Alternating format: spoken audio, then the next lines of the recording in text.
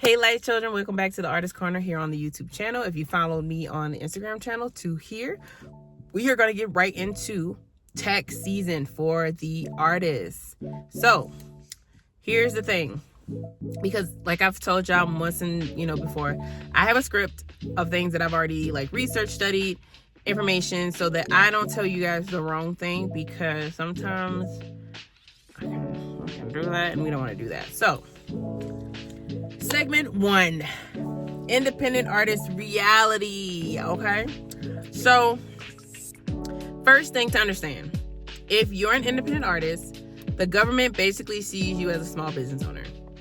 I'm sure some of you guys already knew that. So okay, you are a small business. You are a brand. We've talked about branding and you as a business. We've talked about this. So you are a small business owner. I'm gonna open the window a little bit because it's kind of hot. I was scared because there's walls outside, girl. I don't want to get, they think it's summertime and it's not yet. So I'm kind of, watching out myself. Anyway, so even if your music is a side hustle, even if you only made a few $100s, you're still operating as a business. Examples of income artists forget about: streaming royalties, live shows, Cash App, Venmo payments, feature verses, merch sales, brand deals, YouTube monetization, sync licensing placements. If money touched your name because of your art, the IRS considers it income. Okay? So keep that in mind. Okay, so what is a 1099? What is it? What is a 1099? Anybody in the comments? Y'all know? The most common form artists will see is a 1099. A 1099 is basically a document that says, hey IRS, we paid this person money. So if you worked with venues, distributors, licensing companies, brands, promoters, they may send you a 1099 NEC or a 1099 MISC. Breakdown is, in simple terms, a 1099 NEC, non-employment compensation, freelance income. 1099 MISC, royalties, licensing, miscellaneous payments. Pay attention. You might get multiple 1099s in 1 year, and you still have to report income even if you don't receive one. I'm gonna say it again. You might get multiple, you might not get any, but you still have to report. I'm telling you this because if you've seen artists, I'm not gonna name names, but we know there's artists in the industry that avoid IRS because they don't want to pay money on it, because some people get straight up cash. Some people get money that is, it's not taxed. They just give you the base amount of what you've asked for. So if you're selling merch, you need to calculate that. It's why it's good to get a Square bank account, get a Venmo account or a PayPal account, so that you can calculate and see the money that you get in from sales. But we're going to get more into that in just a second. Okay, so part 3, write-offs. The part us artists should care about, because we get a lot of write-offs and you probably didn't even know that you could do this. Okay, I didn't know till I started doing my taxes. So as an artist, this is the part that can actually help us, because running a music career costs money. Okay, right? Running a music career costs money, and I'll give y'all an example from my own personal experience of what happened to me this year. Common write-offs for artists: equipment, sound time, studio time, mixing, mastering, music video production, travel for shows, gas mileage, marketing and ads, website hosting, distribution services, photo shoots, stage outfits, performance specific, phone bill percentage, home studio space. Example is this: if I pay for distribution, studio time, or promotion for release, that can count as a business expense because you are a business, right? So for me this year, you guys already saw the visual album that we put out. It's right here. Doing really well. Got a lot of streams on it. also put it on my Even account, which is over here, for it to be sold to people to purchase it, right? And I'm also decided to make a DVD of it so that people can physically buy the DVD of part 1 of this visual album. The production cost on that album to get that whole thing done was about $1,800 to get it done, right? So, me knowing that it was $1,800 last year's when I got the invoice for it, and now I'm paying for it this year. That invoice counts for last year because we got the invoice last year. So that's payment that I have to have paid out for last year. On top of all the shows that I did last year. So the grand scheme, how much I made, or how much I actually made last year, was less than what I had to pay out. The grand total for all the money that I paid out, and that's including the musicians that I paid, that's studio time that I paid for, that's the visual album that I paid for, that's all the outfits, that's all the shit that I paid for as an artist, was $5,000. I only made as an artist for my business $1,200. Sorry about that. We had a little heat technical difficulties. I had to move around the car too because we was in a lot of sun.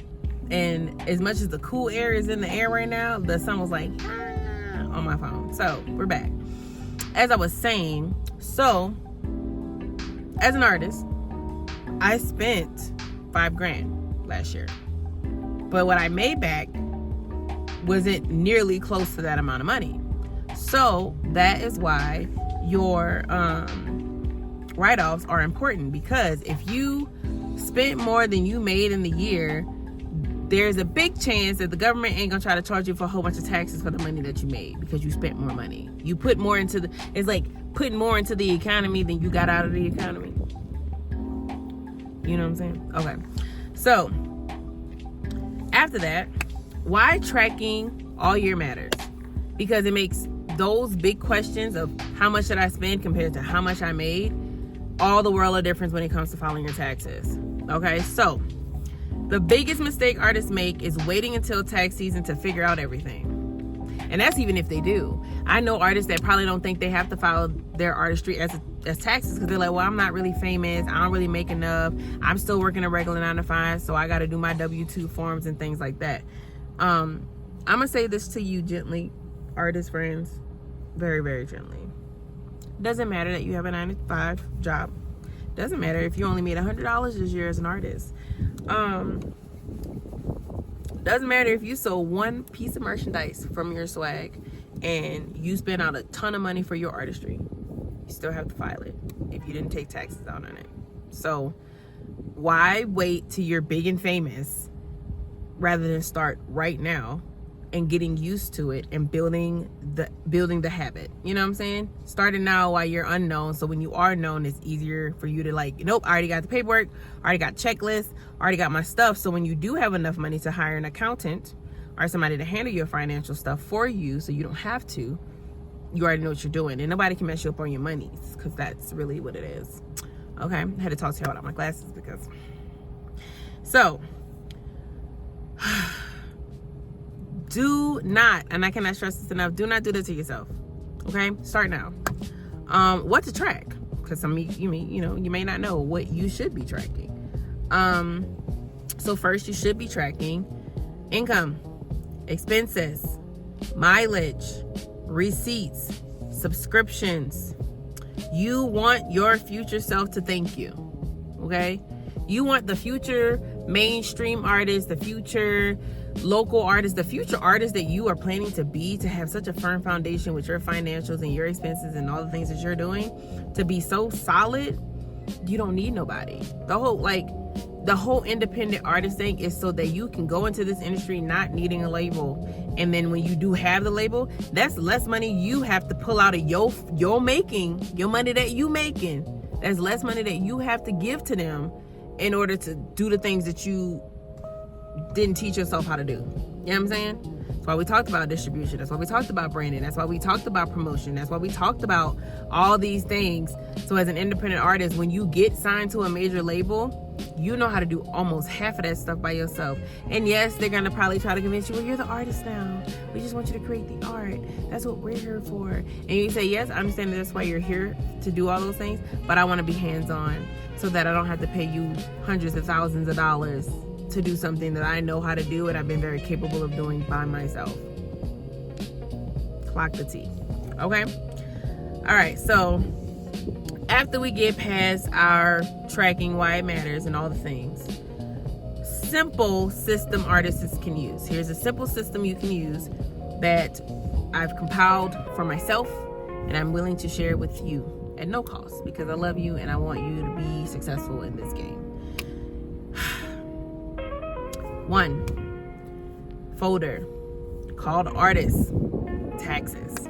Inside it, income, expenses, receipts, contracts, W-1099s are a separate spreadsheet with date, source of income, amount, business expenses, category.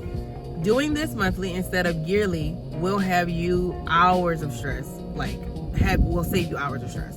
Seriously, will save you hours of stress. If you do not have one, I have a check sheet right here that I can give you of what you need to make sure you sign, what makes you do, and what you need to do. And if you're good at QuickBooks, if you're good at Excel, if you're good at whatever the sheets or whatever from Google, if you're good at using those tools, honey, you literally got to just put in the date, put date, source of money, our income, all the topics we just listed all of your 1099s, how many you got for the year, who you got it from. You can write that in there.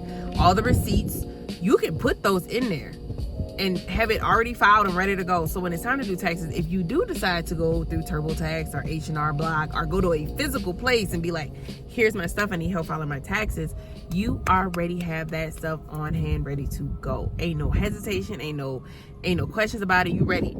Okay, you're not hustling to try to find everything.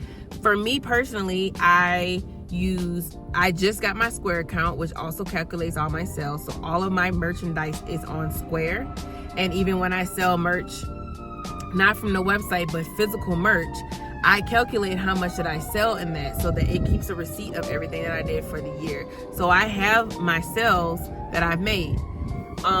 When it comes to working with the production team that I've worked with, my freaking videographer, amazing. He's such a great videographer. If you ever meet him in New York, or if you're out there, or here in Colorado Springs, he gave me a complete detailed invoice of what he spent money on and what he did with that money and where it went, so that when I saw the end total of that invoice, I can literally put that in my tax and say, nope, this is what it was spent on. This is money that I had to give him so he can do what he needed to do. I'm also supposed to give him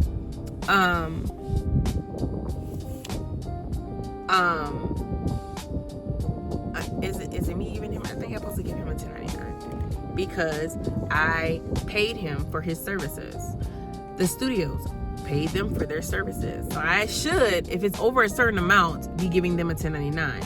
It is not mandatory for you to give out a 1099, but if you hit over a certain threshold of money, you should give them a 1099 because it shows where you spent that money at, and it's proof that you did that. Because I have the receipts for everything, I have proof just in case they try to audit me or something. I know that I'm not on a level of where they would want to audit me, but I'm not gonna say her name, but y'all know who I'm talking about, who got audited and then had to leave the country because the IRS was looking for her. Okay, all right. So what happens if you don't do taxes as an artist? Because I know that was a question. So what if I don't do it? What if I ain't never done it? I know some artists avoid this topic, but ignoring taxes can cause problems later. Because we're not talking about right now as a simple artist who don't have a lot of money coming in. We're talking about later. Possible issues: back taxes, penalties, interest, difficulty getting loans, issues registering businesses later. So if you later on in your artist career, you've made enough money, you've done what you need to do as an artist, and you did your thing, and you're like, well, I want to invest in a business, you might not be able to because that shit gonna come back up, because other places that pay you have reported that they paid you, and now I need to follow the trail of where that money went. Okay, you know, the government, they like their money. But the good news is, Once you understand the system, it actually is manageable. This isn't hard. This is really easy work. It's just sitting down and doing it. I literally did it within 2 hours. I sat down for 2 hours, went through all my emails, went through everybody that I've worked with, went through all the things that I've done over the course of the year. I have invoices, receipts. I have payments from Cash App and all the things. And I put in how much did I make this year and how much did I actually pay out. I was so hands-on with all my stuff that it was so easy for me to do it. Okay? The next thing, like I talked to you guys already, my artist tax checklist. Okay? I have a checklist. Now, this checklist is not for free. This information is free, and I will give it to you freely. But the checklist, if you would like it, because I know this can be overwhelming, I actually made, like I said, a simple checklist. It's the exact kind of list I use to make sure I'm not missing anything during tax season, okay? What it helps with: tracking income, tracking expenses, preparing for 1099. So what do you do with them? Where do they go? Where do you store them? Organizing your receipts because of everything you paid and paid off. I have a Square account. I use one card for all of my business expenses, or I have 3 cards. One of them, all 3 of these have been used for my artist expenses. The one I use the most right now is my Cash App card and my Square card. The last one that I have is my personal bank account that I've used for certain things, or I use my Venmo account. So I'm trying to get away from using my personal account for any of the expenses. And we'll talk about that a little bit as well. Give me a second. But and preparing for your taxes professionally, it's all in this checklist. If you want that checklist, I'm putting it on my Square site for a small support donation. Like $1, $2, $5, whatever feels fair. Like if you want to pay $1 for it, $2 for it, $5 for it, whatever feels fair to you. It's a donation base. I leave it open to what you want to pay. The goal is just to make this information accessible to artists who need it. So I don't want to overcharge you for this list, but I want you to have access to it to help you migrate this year. And let me know if you purchase it, write in the comments, I purchased the list, I got the checklist off the Square account, I have my Square email in the caption notes underneath, so that you can just go straight to the link, and it will be the link of where you can purchase it. And you let me know how things go this year. And I can also give you I can also give you a mock spreadsheet of what you should have in your spreadsheet if you need it. So connect with me, talk to me, let me know what you need. All right, so the big announcement. We're moving to YouTube. We're going to be permanently here on the YouTube channel.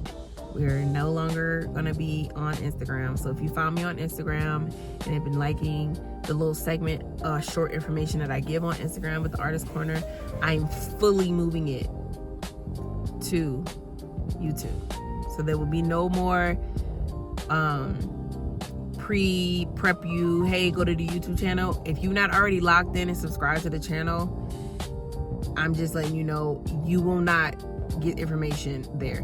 And because of this, the Artist Corner for the month will already be pre-posted. So I will already have all of March's Artist Corner pre-recorded, pre-done on YouTube. So you can watch it, you can binge watch it if you want to. Okay, it won't be a weekly, this week on Artist Corner or this week. No, it will be pre-recorded so that you can follow through the episodes. It has its own channel, so you can literally click on the Artist Corner channel for all the hits, tips, and tricks to being an artist in this industry, especially an independent artist. I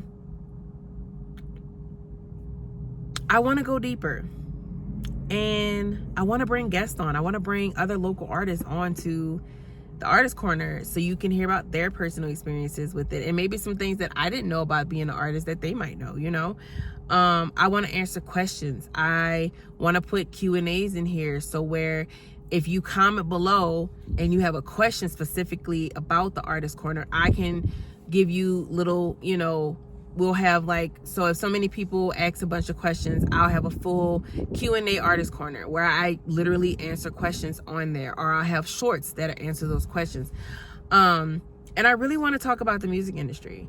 I really want to talk about the artists that are coming up right now, these up and coming new artists that are coming up. And I want to talk about legacy artists, and I want to talk about deep things in this industry that I don't think you get to hear from somebody in it as much as you want to. You either get to know the artists when they already got popular, or you have the people that learn the artists before they got popular at all, and then all of a sudden they drop off and you don't hear anything from them ever again, right? This will be consistent. Even if my career does not take off and I'm not the next Doechii or SZA or whomever in the industry, I am still going to be here feeding you the tips and tricks of being a young artist, because if you are a young artist, you want to be in this industry and you want to do it and have the capacity to keep going, everybody's journey is different. I want you to have all the knowledge you need to not get screwed over in this industry. Okay? All right.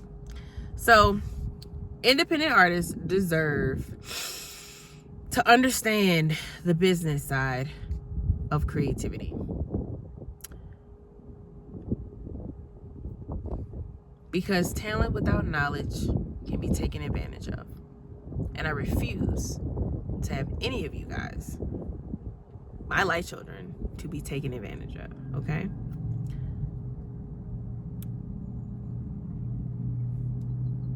Love you, light children. Thanks for joining the bonus tax season of the Artist Corner. We will resume our Artist Corners on the YouTube channel. Typically, we were posting them every Tuesday. But like I said, we will be having the month posted. So every Artist Corner for the month will be already up and ready to go. So you can binge it if you want to. If you want the same cycle of seeing them every Tuesday, a new episode, anticipating a new episode, you can. Let me know in the comments, because I want to just post them all for the month and have them already done for the month. But if you're like, no, we like anticipating it once a week and getting my little artist information once a week, it's like class for me, tell me in the comments, because I want that. I need that. That's good feedback for me to be more for you guys. You know what I'm saying? So again, I love you, light children. Thank you for joining me on the Artist Corner. Thank you for this bonus episode, and I hope it helps you with your taxes. I will be putting my website on the bottom in the description box below so that you can get the checklist of the taxes if you want to. Like I said, it's donation based, so whatever you can give to get the information. And I love you guys so much. I'm Angela Blair, and I'm out.